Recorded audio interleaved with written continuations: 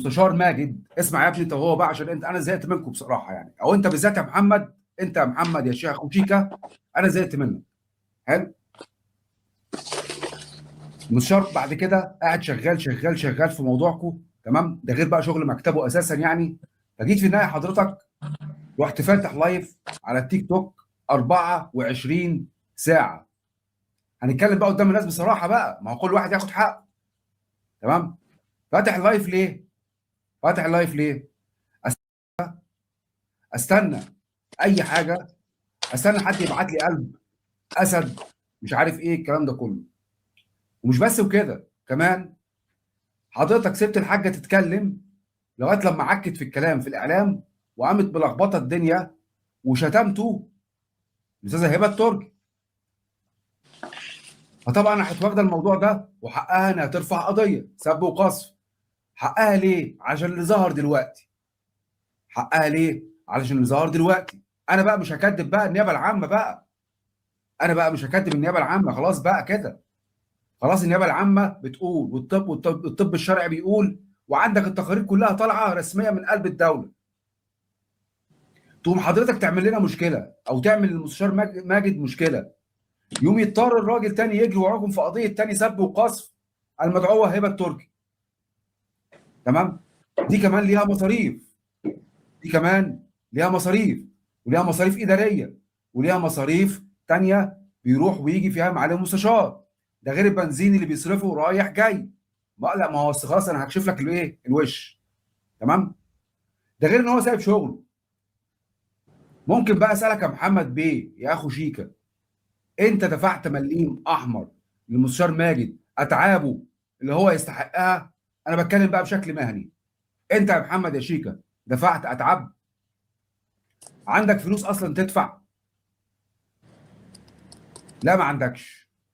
قاعد على التيك توك تجيب في مشاكل وتجيب في ورد، وتشتم في دي وتشتم في ده، وتروح ما اعرفش التانيه اللي قاعده في اخر الدنيا عماله برضو تحرض وتعمل وقله ادب متناهيه على حس القضيه، وكله عمال بيكسب. مفيش غير الراجل ده المحترم الشريف اللي هو رايح جاي، اللي هو اصلا غير ملزم ان هو يبص القضيه زي ديت. الكل يعلم، بدليل الناس اللي بتكلمنا وعايزين يعملوا توكيلات عنده، ان هو راجل شاطر. ولكن للاسف الشديد كله يقول لك عشان حرام. اقول له يا راجل، انا كلمته في التليفون، انا قلت له يا راجل سيبك من القضيه دي خالص. هزيت جيبك كده ودفعت حاجه؟ هزيت طولك كده ورحت مع المستشار ماجد من المحكمه للنيابه، للنيابه الجزئيه، للنيابه الكليه، للنيابه قطور، لقسم مش عارف ايه؟ هزيت طولك مع الراجل رحت معاه ولا جيت؟ لا. بس قاعد لي بس على التيك توك، او المستشار ماجد شغال والدنيا حلوه وانتوا شغالين على حسه والدنيا هايصه، وفي النهايه ما طلعتش اصلا باي حاجه خالص من الموضوع. طلع ان كل كلامكم كذب في كذب في كذب. في الاخر جاي تقول للراجل هو انت كنت عملت ايه؟ لا يا عم ما عملتش حاجه يا عم، وانا حر يا عم. وغير يا عم المحامي، خليك يكمل بقى في الموضوع بتاع السب والقذف اللي انت هتتحبس فيه. انا بقولها لك اهو، انت هتاخد سنتين زي مروه.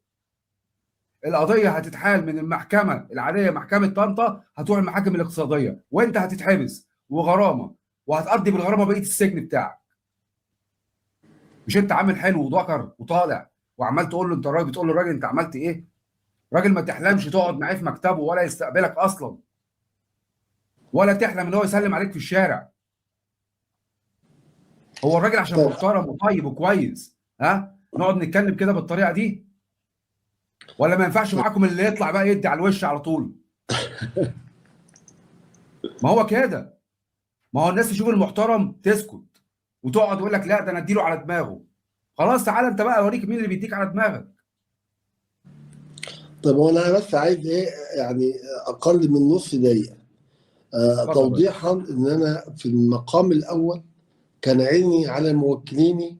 بمجرد ما مسكت القلم وابتديت اخط واكتب شكوتي، فانا النيابه ذكر في المذكره اللي تم ارسالها للطب الشرعي ومذكره الراي اللي صدر من رئيس نيابه استئناف طنطا وبعرضها على المحامي العام الاول وخروج قرار الحفظ من المكتب الفني، كتبت: تخلص الوقائع فيما تقدم به كل من فتحية عبد العزيز حسنين اللي هي الأم، وخالد عبد الصبور بصفتهم انهم هم ضمن الورثه الشرعيين للمرحوم ابراهيم شيكا من البلاغ المقدم بتاريخ 20/8/2025، والذي التمس خلاله اتخاذ اجراءات التحقيق نحو واقعة انتشار شائعات على تطبيق التواصل الاجتماعي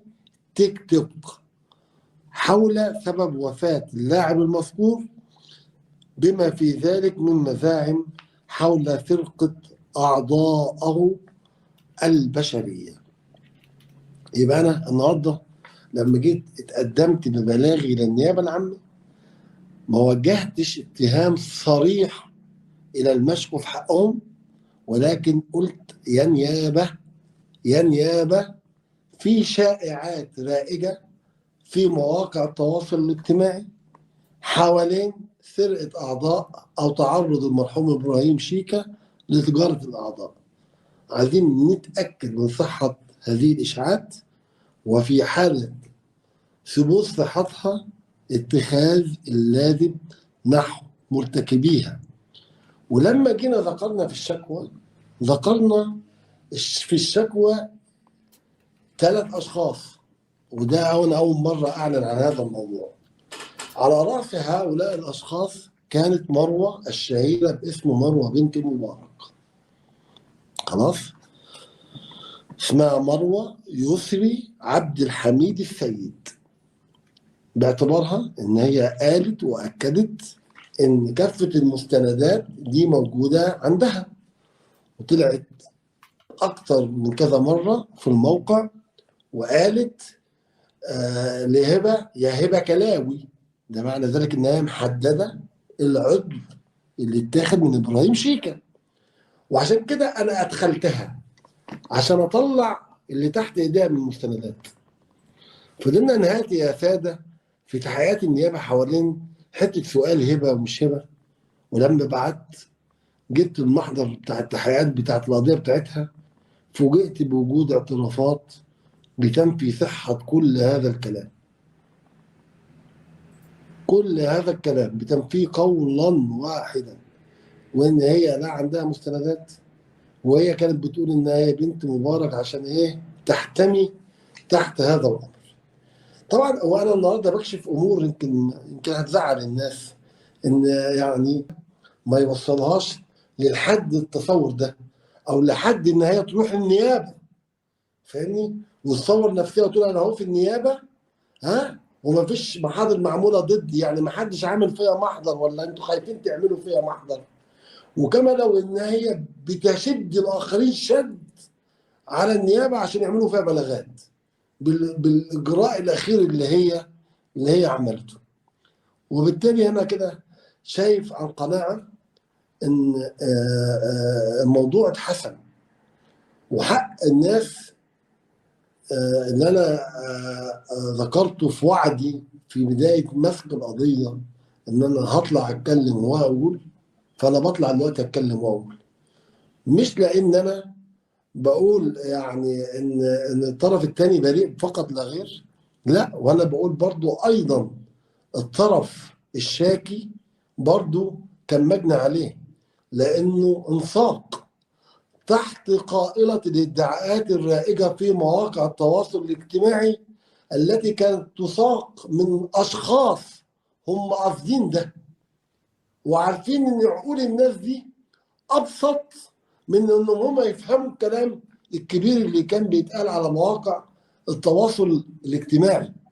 وبالتالي أنا نفسي كماجد راودني الشك فعلا في البداية، لما لقيت تناقض بين أقوال الفنانة وتناقض بين أمور عجيبة في الفيديوهات اللي كانت بتطلع، أمور أغرب عجبا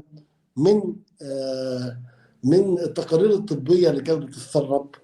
وكنت بقف في حيرة، هم ليه هبة والفنانة ما خدتش الإجراءات القانونية بمجرد ظهور هذه الإشاعات؟ ليه استنوا فترة من الزمن للحد اللي أنا طلعت فيه وقلت لهبة يا هبه قدمي مستنداتك، ولو انت عايزاني اجي معاكي النيابه نقدمها مع بعضينا عشان نحسم هذا الجدل اتأخرت.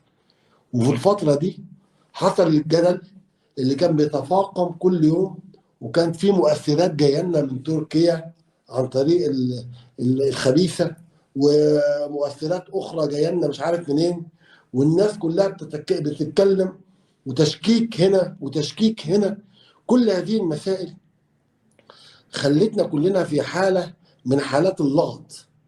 ربما الناس يعني لا تتقبل بعض الاشخاص، ولكن لما نقول عدم تقبلنا لبعض الاشخاص ده مش معناه ان احنا نتجنى على هؤلاء الاشخاص ونسند لهم اتهامات غير حقيقيه، حتى لو احنا ما بنحبهمش، حتى ولو احنا ما بنحبهمش.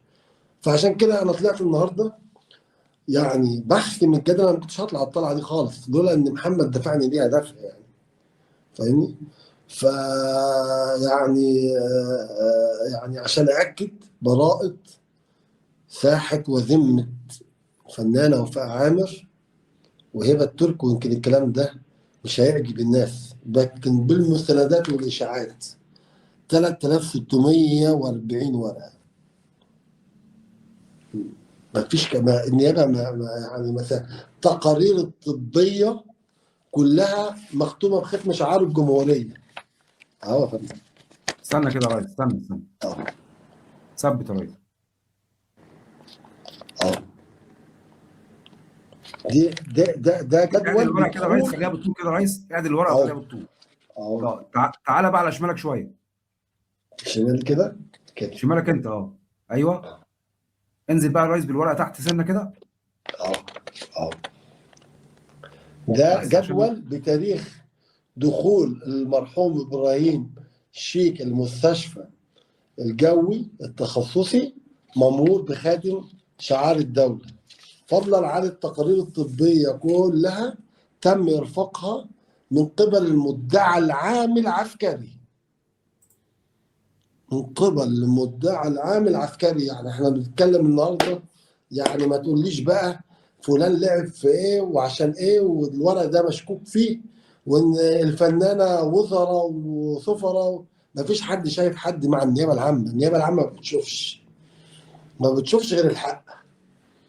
ولو ان الناس دي فيهم نوع من التجني وصحه الاتهام بفكره الاتجار في الاعضاء، والله العظيم ما كانت النيابه صبرت عليهم دقيقه.